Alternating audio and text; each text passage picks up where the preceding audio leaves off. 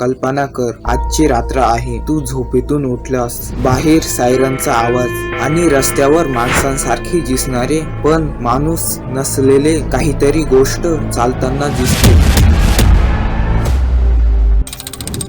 हे आहेत झॉम्बी. पण आज आपण पाहणार आहोत झॉम्बी खरंच असू शकतात का, आणि असतील तर त्याची सुरुवात कुठून झाली. चला तर मग झॉम्बीचा इतिहास डोकावूया. झॉम्बीची सुरुवात कशी झाली. झॉम्बी ही कल्पना या बेटावरून आले असं मानलं जातं. इथे लोकांचा विश्वास होता की काही जादू टोना करणारे माणसाला मारून पुन्हा जिवंत करू शकतात, पण तो माणूस स्वतःच्या मेंदूवर नियंत्रण गमावतो. नंतर ही कल्पना विज्ञानाकडे आली. शास्त्रज्ञांनी पाहिलं की काही व्हायरस आणि बुरशी माणसाच्या मेंदूवर परिणाम करू शकतात. उदाहरणार्थ मुंग्यांवर परिणाम करणारी एक बुरशी असते जी मुंग्यांना पूर्ण नियंत्रण घेते आणि तिला हवं तसं चालायला भाग पाडते. मग प्रश्न पडतो, जर अशी बुरशी किंवा व्हायरस माणसावर परिणाम करू लागली तर झॉम्बी व्हायरस शक्य आहे का? काही वैज्ञानिक मानतात की रेबीज सारखे व्हायरस मेंदूवर परिणाम करून मानवाला आक्रमक बनवू शकतो. माणूस